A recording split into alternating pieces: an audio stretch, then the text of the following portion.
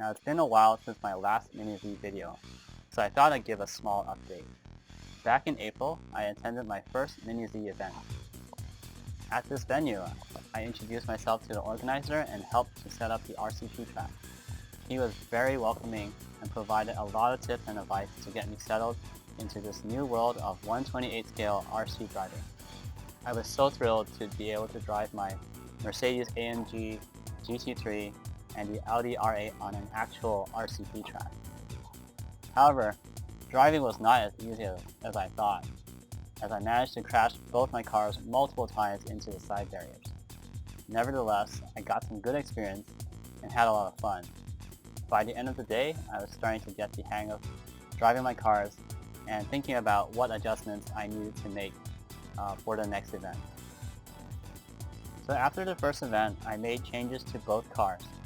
I decided to swap out the auto-scale bodies for two white bodies, and I chose the Audi R8 LMS Night R white body set, which is MZN195. I opted for this shorter body and painted both of them red and blue for easy identification on the track. I kept one car as stock and only equipped it with high grip tires, while the second car was equipped with an X-Speed D motor, rear disc damper, hard carbon T-plate, aluminum motor mount, and high grip tires. So I attended my second event at the end of May 2021, and this was where things got really interesting. There were actually more people in attendance at this event, and some of them were also just starting out, just like me. So I got to race against 4 other racers in the Stock and Sportsman Modified classes. It was so much fun to meet new racers during practice and race together in timed events. I ended up in the middle of the pack in most of my races. Each race was hotly contested, and I had the chance to maintain the lead, but crashes to the side barrier cost me a lot of time. I found that if the car crashed at an angle, the splitter on the body would dig into the barrier and make it harder to recover.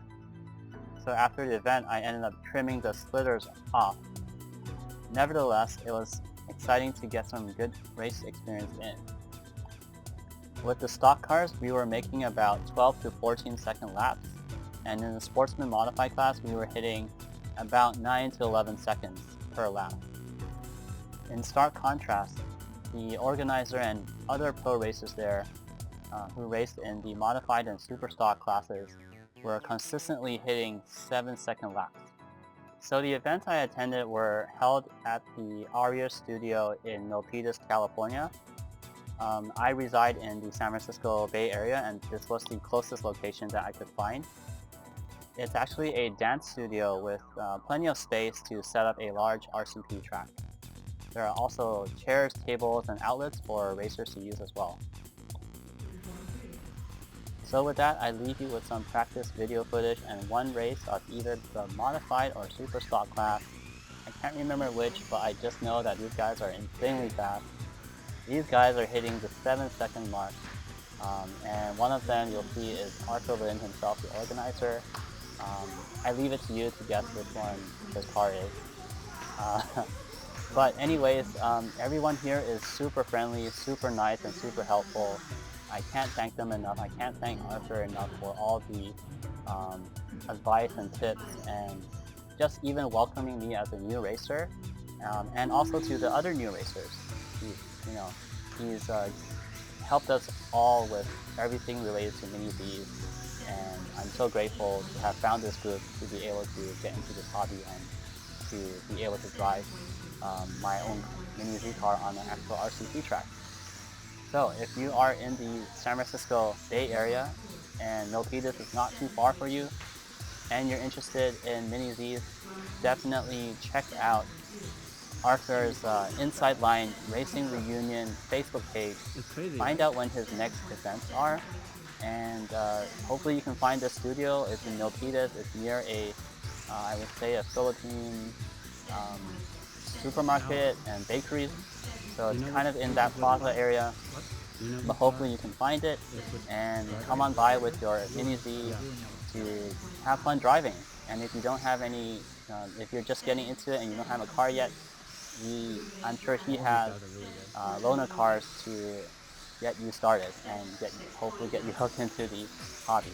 So once again, thank you, Arthur, for letting me share this information on my YouTube channel. I hope this will help promote the hobby within the Bay Area.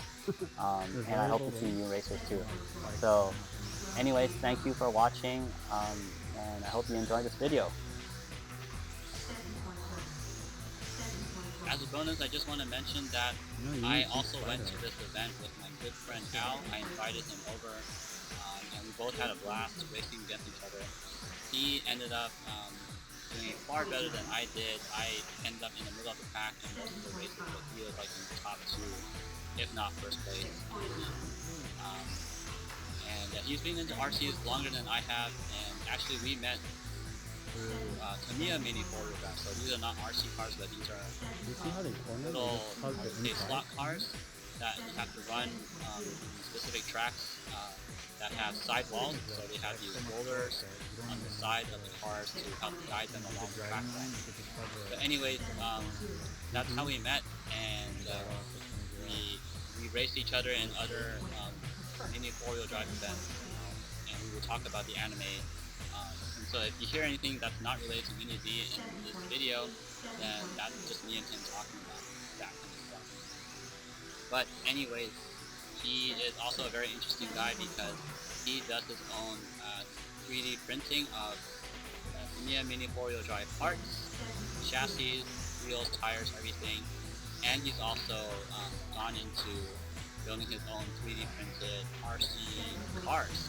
So, you know, I would suggest that you check out his YouTube channel. He has a lot of great videos of great content. I'll put the link in the description below. Yeah, and check out his Instagram as well. So I believe it's under engineered, and I hope he's giving me permission to promote this before I've even asked it. But I'm sure he, you know, it's really cool. I check it out. It's really cool stuff. So yeah, if you're into 3D printing and RC stuff, definitely go to his YouTube or Instagram page under engineered. Alright, that's it for now. I hope you enjoyed this video. I hope to see some of you in either a Tamiya Mini 4-wheel drive event in the Bay Area or a Mini event. They would just change the entire car. Right. Yeah. I don't think they do it anymore because the battery technology improves enough. Yeah, to last the whole 2 hours so of the race. I think it would be like if they weren't good, it would be in the spirit to use the same car and just repair and replace batteries and whatnot throughout the race. Because replacing cars like that would be like, okay, whoever has the most. That was bad.